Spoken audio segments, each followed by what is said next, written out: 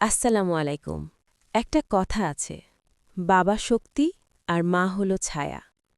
শক্তি হারালে মানুষ দাঁড়িয়ে থাকে, কিন্তু ছায়া হারালে মানুষ পুড়ে যায়। আজ এমনই এক পোড়া কষ্টের গল্প বলবো। তারেক রহমান, একদিন যার মাথার ওপর ছিল একজন সাহসী বাবা, শহীদ রাষ্ট্রপতি জিয়াউর রহমান। কিন্তু খুব তাড়াতাড়ি বাবার হাতটা হারিয়ে যায় তার মাথার ওপর থেকে। তখন ছোট ছেলে তারেকের সামনে একটাই আশ্রয় ছিল, মা। মা মানে শুধু একজন নারী নয়, মা মানে শেষ ভরসা, শেষ ঠিকানা, শেষ ভালোবাসা।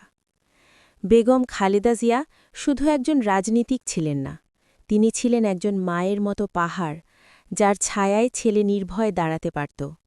দেশের ঝড়, রাজনীতির আগুন, অভিযোগ আর নির্যাতনের মাঝেও একটা মানুষ জানত, আমার মা আছেন। আজ সেই মানুষটাও নেই। আজ বাবা নেই, আজ মাও নেই। আজ আর মা বলে ডাকার কেউ নেই। একটা ছেলে আজ বুঝতে পারছে, এই দুনিয়ায় মা ছাড়া মানুষ আসলে কতটা অসহায়। রাজনীতি থাক বা না থাক, পদ থাক বা না থাক, এই কষ্ট কোনো দলের না, এই কষ্ট একজন সন্তানের। মা চলে গেলে বড় মানুষও শিশু হয়ে যায়। চোখের পানি লুকিয়ে রাখতে হয়, কিন্তু বুকের ভেতরের কান্না থামে না। আজ তারেক রহমান একা। শুধু একা নয়, ছায়াহীন। আল্লাহ তাআলা যেন বেগম খালেদা জিয়াকে জান্নাতুল ফেরদৌস নসিব করেন এবং তার সন্তানকে এই পাহাড়সম শোক বহন করার শক্তি দেন। আমিন।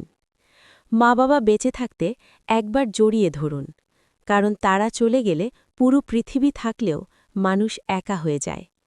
এই ধরনের মানবিক, সত্যভিত্তিক ও আবেগী গল্প পেতে সাথেই থাকুন আমাদের চ্যানেল ভাইরাল পয়েন্ট 24 এর সঙ্গে। ভিডিওটি ভালো লাগলে লাইক দিন, মতামত কমেন্টে লিখুন এবং নতুন ভিডিও পেতে সাবস্ক্রাইব করুন।